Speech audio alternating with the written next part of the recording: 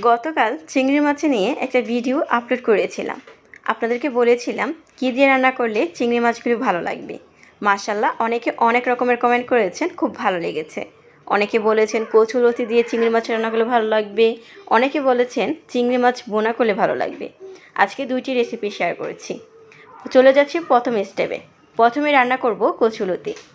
আমি আমাদের বাগান থেকে কচুলতিগুলো সংগ্রহ করে ধুয়ে পরিষ্কার করে সিদ্ধ করে পানিটাকে ঝরিয়ে নিয়েছি। এই পর্যায়ে লাড়কি চুলাতে রান্না বসিয়ে দিয়েছি।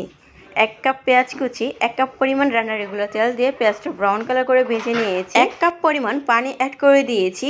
1 চা চামচ হলুদের গুঁড়া, 2 চা চামচ মরিচের গুঁড়া, 1 চা চামচ ভাজা জিরার গুঁড়া, স্বাদ মতো লবণ দিয়ে 5 থেকে 6 মিনিটের মতো কষিয়ে নিয়েছি। তারপর চিংড়ি মাছগুলো অ্যাড করে দিয়েছি। চিংড়ি মাছগুলো ছোটো ছোটো স্লাইস করে কেটে নিয়েছি। এখন অনবরত নেড়ে চেড়ে কষিয়ে নিতে হবে। এ পর্যায়ে কচুলতিগুলো অ্যাড করে দিয়েছি। এখন অনবরত নেড়ে চেড়ে কচুলতি চিংড়ি মাছগুলো মিক্স করে নিতে হবে। তারপর চুলা থেকে নামিয়ে নিয়েছি। 5 থেকে 6 মিনিট পর পরিবেশন করে আপনাদের সাথে আবারও শেয়ার করেছি। কতটা লোভনীয় লাগছে, খেতে দারুণ মজার ছিল। এমন একটা রেসিপি থাকলে আর কি লাগে, সাথে আপনাদের পছন্দ মতোই আজকে রান্না করেছি। চলে যাচ্ছি দ্বিতীয় স্টেপে। চিংড়ি দিয়ে পেঁয়াজ বোনা তৈরি করার জন্য ফার্স্টে চিংড়ি মাছ নিয়েছি 300 গ্রাম। 3 কাপের মতো পেঁয়াজ কুচি করে কেটে নিয়েছি।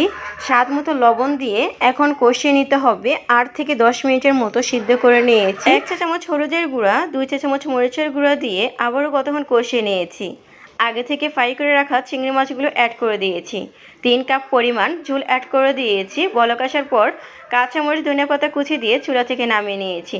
পরিবেশন করে আপনাদের সাথে আবারও শেয়ার করছি কতটা লোভনীয়, অসাধারণ লাগছে। আপনাদের পছন্দ মতোই আজকে 2টি রেসিপি শেয়ার করেছি। মাশাআল্লাহ অনেক মজা হয়েছিল, অনেক সুস্বাদু হয়েছিল। সবাই ভালো থাকবেন, সুস্থ থাকবেন। আল্লাহ হাফেজ, টাটা।